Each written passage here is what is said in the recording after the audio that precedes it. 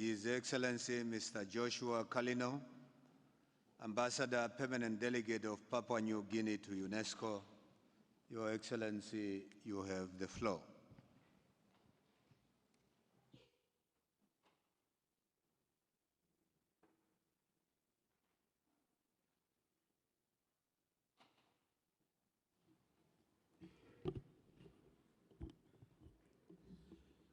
Thank you, Mr. President.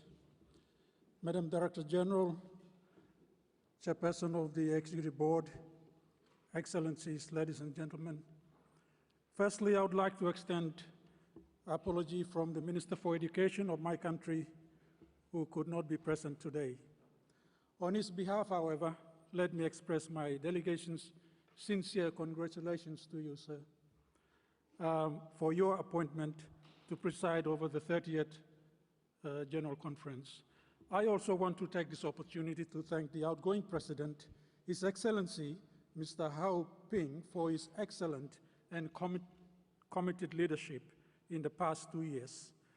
As UNESCO celebrates its 70th anniversary this year, Papua New Guinea also celebrates its 40th independence anniversary. My delegation joins other distinguished delegations in reaffirming our commitment to the founding principles of UNESCO and its programs, which are aimed at bringing peace, security, prosperity among the societies of the world. Mr. President, 70 years of committed efforts and achieving desired outcomes is worth celebrating indeed. I would like to therefore congratulate all of us, including past and present Director Generals and the staff of UNESCO, for our combined achievements.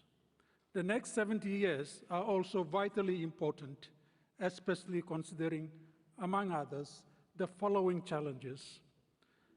We are transiting from the era of Millennium Development Goals to the Sustainable Development Goals.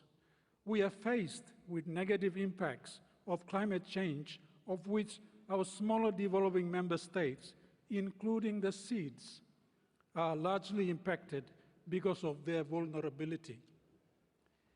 Cultural and heritage sites have become targets of destruction by extremism. Human dignity and prosperity is being impacted by extremism engineered by players outside of normal sovereign control.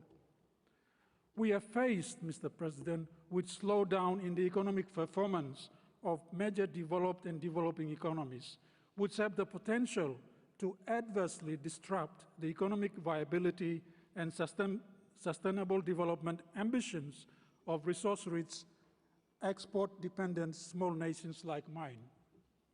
These challenges require a focused and innovative strategies. They also require UNESCO to be well-resourced, and that is a collective responsibility of member states. Mr. President, the recently approved UN Sustainable Development Goals provides the basis for member states to also take stock of national progress, renew efforts, realign strategies, and move forward in our journey of development. In the case of Papua New Guinea, the Education for All strategy under the Millennium Development Goals will be refined and realigned to goal number 4 of the SDG, where the current policy of free basic education is expected to be extended to lifelong learning as well. In its 2016 budget proposals, my government has estimated to spend a total of 1.6 billion kina in the education sector alone. This is about 7% of the total national budget. Since this policy was introduced 3 years ago, we have seen a dramatic increase in annual enrollments. The total population of children attending school in 2014 was 1.5 million, compared to 750,000 in 2012, of which, I must add, a large number are girls. Yesterday, UNESCO and co-convening agencies and leaders of member states launched the Education 2030 framework for action for the implementation of SDG goal number 4. Papua New Guinea welcomes the new framework as it will provide guidance to enhance our national efforts. Mr. President, my delegation notes the progress on the Seeds Action Plan and thanks Madam Director General for including seeds as a priority target group in UNESCO midterm strategy.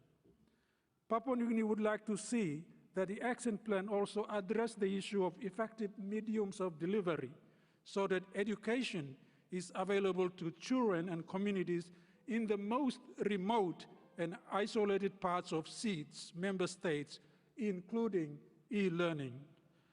I thank you, sir, and all of you for your attention.